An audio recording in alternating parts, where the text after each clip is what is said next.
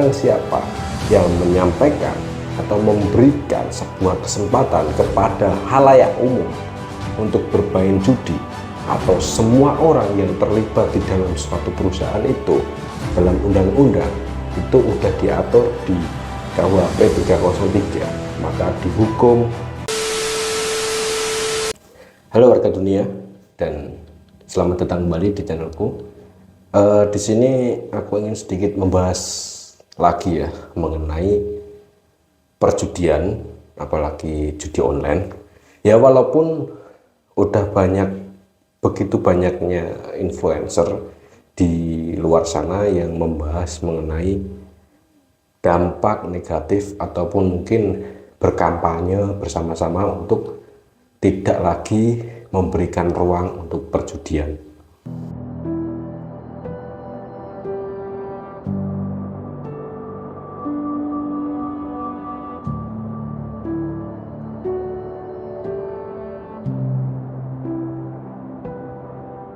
Di video kali ini aku ingin ikut juga berkontribusi agar perjudian ini tidak ada lagi ruang untuk bergerak. Nah, latar belakang dari aku membuat video ini itu ya dikarenakan sudah begitu masifnya perjudian ini ada, banyak sekali berita mengenai perjudian ini, lebih tepatnya efek samping dari perjudian ini. Ya, seperti kalian lihat sendiri, ada yang bunuh diri ya di Semarang itu ya. Kemudian ada yang poluan ataupun siapa itu yang membakar suaminya. Lalu ada beberapa mungkin ex pekerja di KPK sendiri, di institusi negara, itu banyak sekali berita-berita mengenai karyawan mereka, pekerja mereka, ataupun mungkin PNS mereka itu banyak sekali yang terjerat di lingkaran setan yang bernama judi online. Oleh sebab itu, dari latar belakang inilah aku membuat video kali ini. Barang siapa yang menyampaikan atau memberikan sebuah kesempatan kepada halayak umum untuk bermain judi, atau semua orang yang terlibat di dalam suatu perusahaan itu, dalam undang-undang itu udah diatur di KUHP 303, maka dihukum tuh 10 tahun serta denda 25 juta.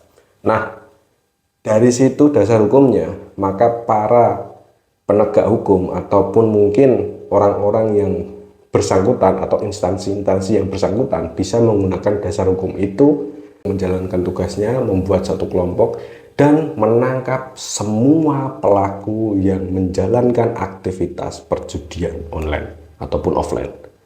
Ingat, semua pelaku, entah itu bandar, entah itu influencer, entah itu pemain, semuanya ditangkap dan dihukum maksimal mungkin lah 10 tahun penjara.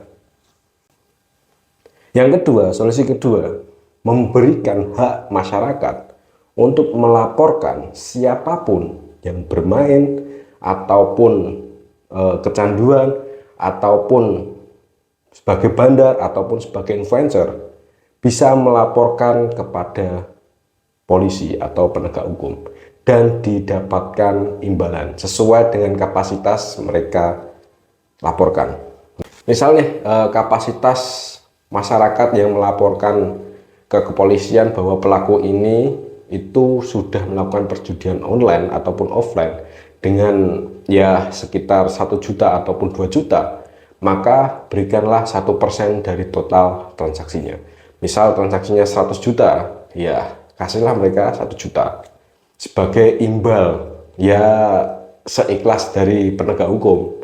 Kalau terima kasih ataupun mungkin penghargaan dan lain-lain, itu pun udah membuat si pelapor atau cepu ini itu menjadi bangga, maka akan melaporkan orang-orang yang terindikasi, dan harus ada bukti ya, terus ada bukti indikasi melakukan aktivitas perjudian.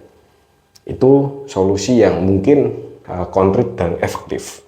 Ya walaupun nanti ada beban negara juga, ada beban negara untuk memberikan intensif ini ya, tapi lebih baik seperti itu daripada korban judi online diberikan bansos. Lebih baik bansos ini diberikan sebagai intensif kepada orang-orang yang melaporkan pelaku perjudian. Begitu saja. Mungkin ini video yang pertama ya. Pertama setelah aku vakum beberapa bulan dikarenakan ya banyak sekali aktivitas, dan mungkin akan aku jelaskan di video selanjutnya. Oke, sampai jumpa di video selanjutnya.